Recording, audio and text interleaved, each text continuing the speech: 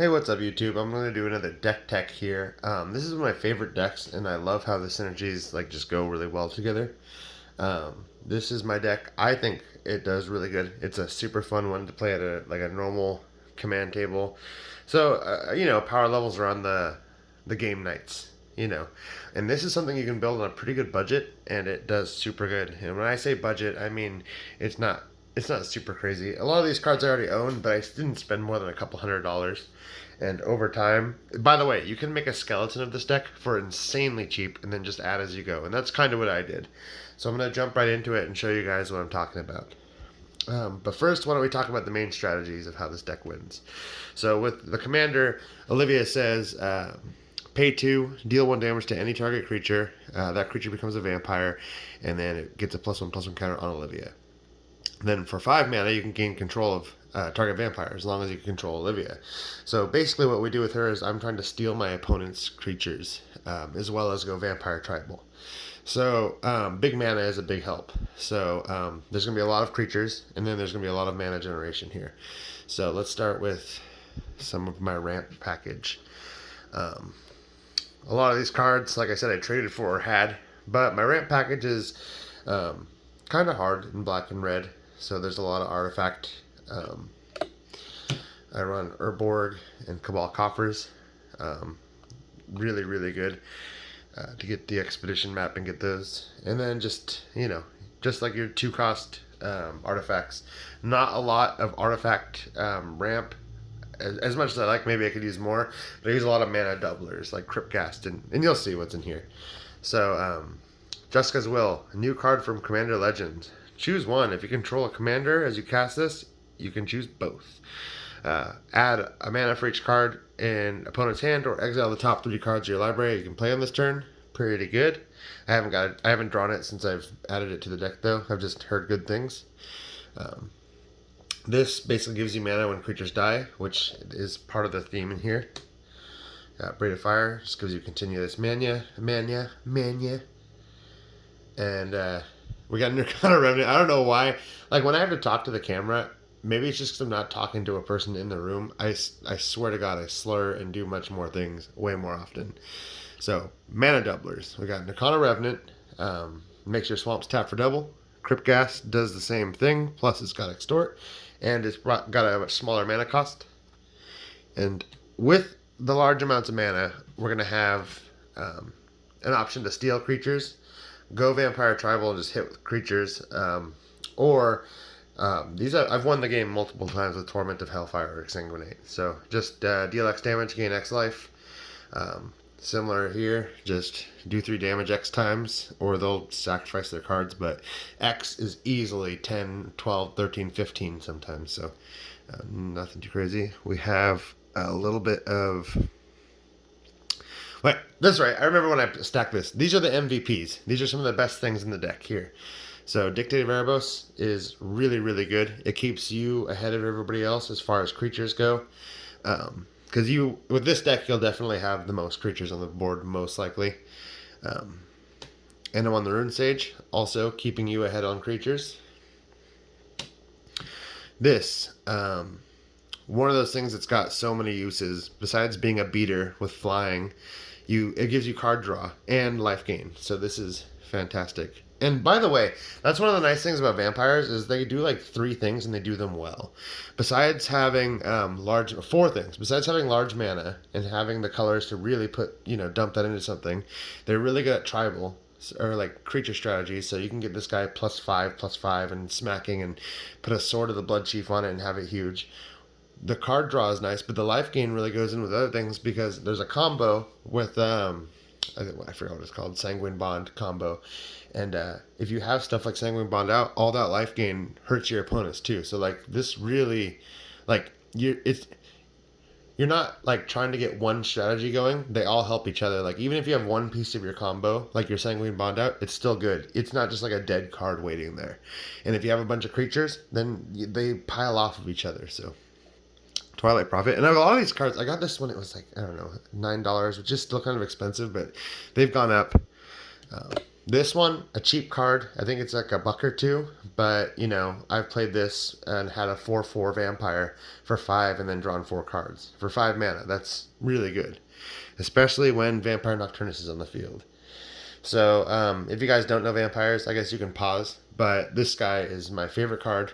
I used to I joined into playing Magic during Zendikar. I was in high school, and I played a little bit before that, but not seriously. And my first deck was a vampire deck. So this, I was super excited to make this EDH deck. And if I could have one commander that was a non-legendary, it would actually be him. As weird as that sounds. But yeah, so Vampire Nocturnus, as long as your top card is black, you're going to go ahead and get +2/+1 in flying for all of your vampires. And this deck, as you'll see, is majority black. Gray Merchant, also great. Gain that life, deal damage, really good. I wish there was more recursion in this deck, like there's in the Marin deck, because he's super, super good. Sauron, I really only use this for a 6 to play, target's opponent life total becomes 10, but I suppose you can do whatever you want. I have gotten it to the 7 and controlled somebody's turn, and that's actually very strong and very fun. So here's the combo. You can get Sanguine Bond. Whenever you gain life, target opponent loses that much life. Combo that with whenever opponent loses life, you gain that much life. It kind of makes an infinite loop, and then you're left with a game win. And then, of course, they made a Cleric. Whenever you gain life, target opponent loses that much life. So it's just a Sanguine Bond on a creature. And then, of course, for 5, all of your creatures get lifelink. So there's plenty of lifelink in this. Next, we're going to go into the Tutor Package. So it's crazy how expensive these are, because I remember I traded, for this specific demonic tutor, when I was in high school, I traded my buddy a Mother of Runes for this. So I got a great deal. I'm running Grim Tutor. Necropotence, technically not a tutor, however it does give you good card selection. Vampiric Tutor. So that's it. I usually get like 1 tutor a turn, or, you know, or not a turn, 1 tutor a game. If I could get maybe 1 more tutor, that'd be good. But this deck doesn't really need it, because if you see what I've been playing, all the cards I have are good. So I'm basically good at drawing whatever hand, and I can make it work. They all work off of each other, so you're not really hoping to get one thing or another.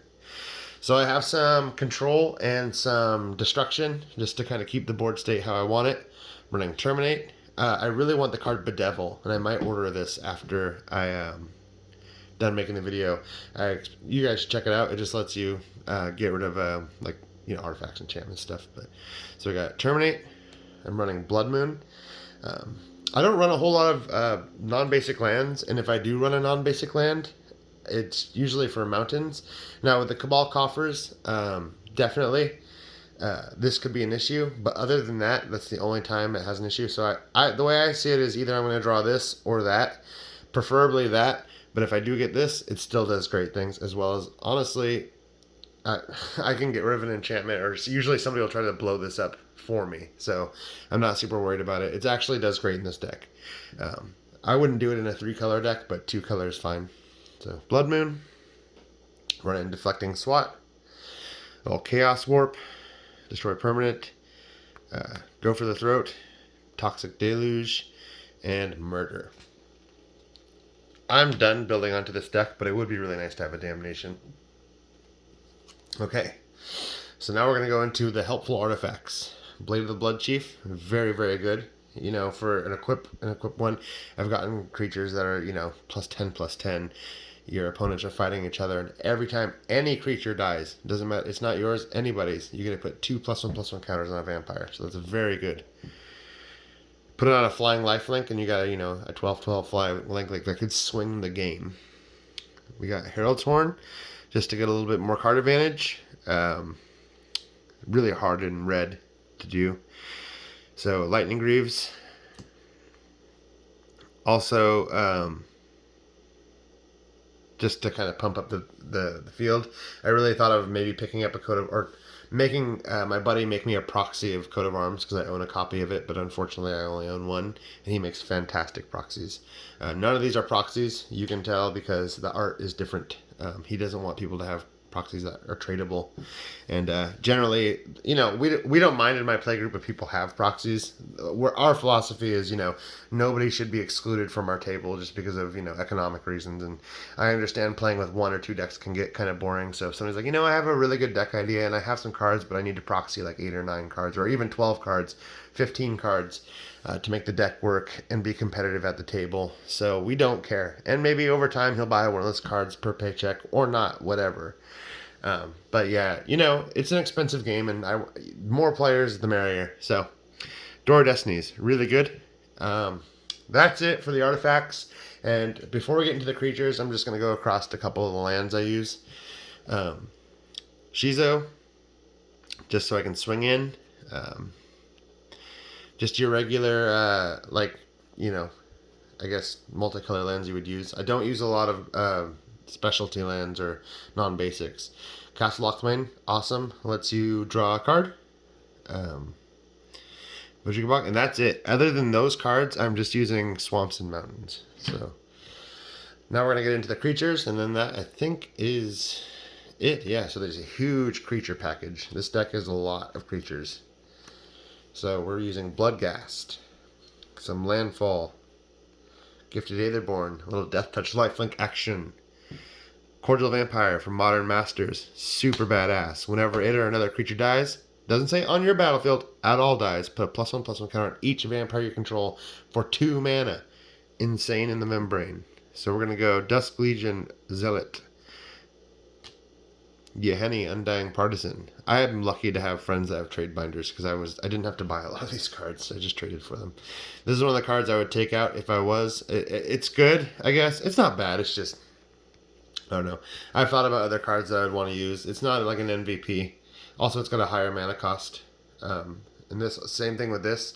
They're both very good. It just seems when I have a higher mana cost, I'm usually spending it on taking people's best creatures. So if I have 6 mana, as good as this is, I'd rather take one of my friend's best creatures or combo pieces or whatever, because with Olivia Voldaren, say you're fighting against Urza and they need that Urza to combo off and win, just take the Urza. You know, like at this point in the game, I'm not really trying to spend this much on a creature unless I have a lot of mana.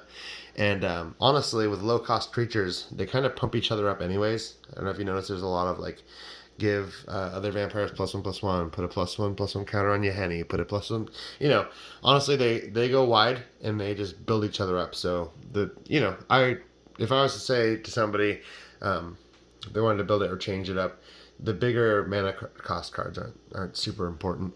But we're running Drana, the old Malakir Blood Witch, underrated card, very good. Vampire Nighthawk. Sangromancer, also very good. So you just gain life off of her, and like I said, life gain can swing games, as well as there's way to use life gain in this deck with the Necropotence or like the Sanguine Bond combos. Indulgent Aristocrat. This is the new Sangir. I have not played him since I put him in the deck. Rockish. Really good. All vampires get +1/+1 and first strike. I don't know about you guys. If you guys started playing Magic around the same time as me, then you guys have you have an affinity for vampires too. There's something about them that's so awesome. And I know when I was in Modern, when the LGSs were open, I made a Modern viable vampire deck, and I posted it to the deck tech to this channel. And there's definitely a way that you can do. I beat some of like the right now, or I guess back then in Modern, control decks were really, really big. Blue-white with Jace and then also Uro was just popping up on the scene and the snow stuff, and I was doing fine. I especially did good against like Boros and like burn decks. There's no way, but the control decks have a hard time because there's too much to control. I'm playing like so many 1-drop, 2-drops, Aether Vialing, and vampires, and it's a really fun deck. And apparently it's going to be even better because I've seen new vampire deck techs, and they're also coming out with a vampires versus werewolf set here this year. So we're going to get more good vampires. I should have put this in one of the MVP slots. This is a really, really good card. You can tap to put out vampire tokens. Of course, you'll have lots of vampires, and when you transform her, or him?